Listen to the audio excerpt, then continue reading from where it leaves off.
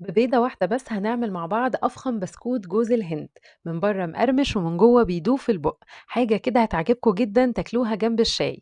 حتى مش هنستخدم خلاط ولا عجان ولا حتى هنستخدم قطعات، هنشكله كله على ايدينا وهتطلع النتيجة ممتازة. بس قبل ما نبدأ في الفيديو، ياريت تعملوا لي لايك واشتراك وتفعيل الجرس، وكمان تشاركوا الفيديو مع أصحابكم.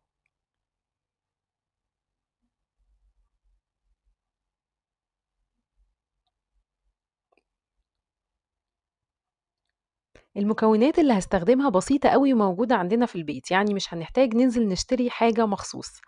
أنا هاستخدم نص كوباية من السكر، وكمان 100 جرام من الزبدة يعني حوالي تلت كوب، وتلت كوب من الزيت، وكمان بيضة بدرجة حرارة الغرفة، وكوباية من جوز الهند الناعم، وكوبايتين من الدقيق، ومعلقة صغيرة بيكنج باودر ورشة ملح، وكمان أسانس جوز الهند.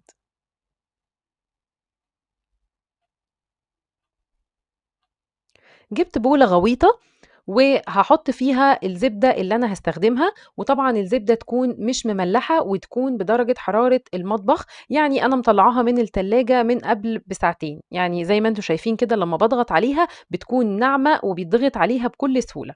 استخدمت كمان نُص كوباية من السكر الحبيبات العادي، مش شرط بودرة. لو هتستخدمي سكر بودرة طبعًا بيكون ليه معيار تاني، لأن السكر بعد ما بيتطحن بيكون في فرق ما بينه وما بين الحبيبات، طبعًا لازم ناخد بالنا من حاجة زي كده كويس جدًا، وهاقلبهم كويس أوي بالمضرب اليدوي.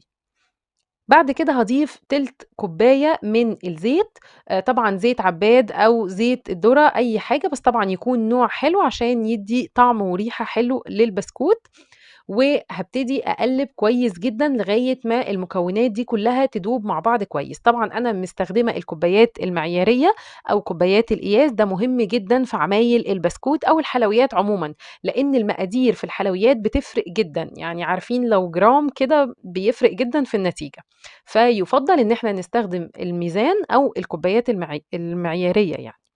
طبعًا أنا فضلت أقلِّب في الزبدة والسكر والزيت مع بعض لغاية ما عمل لي القوام اللي أنتم شايفينه ده، القوام الكريمي الأبيض، الزبدة لونها افتح وكمان السكر داب، يعني ما بقاش في خَرَس كده من السكر. بعد كده ضِفت البيضة وقلِّبت كويس أوي، ومهم جدًا إن البيضة ما تكونش ساقعة، لازم برضه نكون مخرّجينها من التلاجة من قبلها بشوية. طبعًا هاضيف كوباية جوز الهند. جوز الهند ده مش ناعم أوي، يعني مش بودرة، لأ هو خِشِن شوية عشان يعمل كده قوام وطعم حلو للبسكوت. وضِفت كمان يعني نُص معلقة صغيرة من أسانس جوز الهند، أو اللي هو بيسموها ريحة جوز الهند أو نكهة جوز الهند، بتتباع عند العطار أو عند المحلات اللي بتبيع مستلزمات الحلويات. وضِفت رشة من الملح. هاقلِّب كل المكونات دي كويس مع بعض لغاية ما تندمج كويس أوي. وبعد كده آخر حاجة هاضيفها هي الدقيق.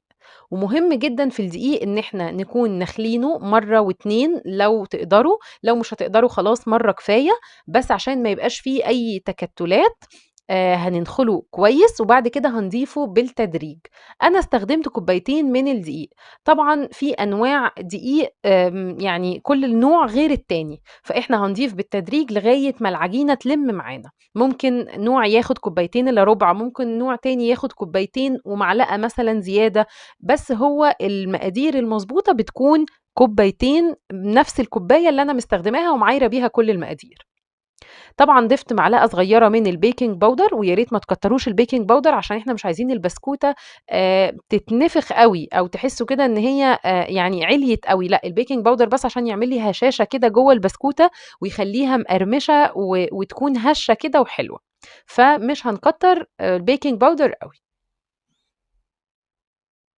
باقلِّب أهو بالspatula بتاعتي لغاية ما المكونات كلّها اندمجت مع بعض، وبعد كده طبعًا الspatula مش هتنفع، فهابتدي أقلِّب بإيدي. بُصّوا زي ما باوريكم كده بطراطيف صوابعي، البسكوتات يا جماعة مش بتتعجن، هو مجرد تقليب لغاية ما العجينة كلّها تلِم. بُصّوا بطراطيف صوابعي باقلِّب كده العجينة من تحت لفوق مرتين كده والّا حاجة، لغاية ما الدقيق كلّه يختفي ويتكوّن لي كورة واحدة متماسكة. خلاص، بنأكد طبعًا على المعلومة دي كويس أوي، عشان لو فضلنا نعجن في العجينة كتير أوي، إحنا مش بنعمل عيش يعني ولا بنعمل قُرَص، لأ ده بسكوت، يعني حاجة رقيقة جدًا والعجينة بتاعته بتكون رقيقة جدًا ما بتستحملش أي حاجة. بُصّوا مجرد ما لمِّت معايا كده زي ما باورّيكم إن هي يعني ناخد حتّة كده كورة، من جوّه تكون ناعمة ومش مهم الأطراف، خلاص كده هاعرف إن هي اتقلّبت كويس أوي. هابتدي بقى أشكِّل البسكوت، لو حابين تعملوه بقطّاعات ما فيش مشكلة، بس أنا إنجازًا للوقت أنا عملته دواير كده على إيدي، خدت حتّة من العجينة بحجم الليمونة كده وكوّرتها كويس أوي على إيدي وضغطت عليها، وبعد كده نزّلتها في جوز الهند، يعني غطّستها كده في جوز الهند بحيث إن هي تبقى متغطية من فوق وتحت. أهو بُصّوا باخد حتّة وبعدين أكوّرها كويس أوي، وبعد كده أنزّلها في جوز الهند، طبعًا مش قادرة أقول لكم الريحة رهيبة، ريحة جوز الهند حلوة جدًا وبتقلب البيت حرفيًا، بيبقى الطعم والريحة كمان حلو جدًا.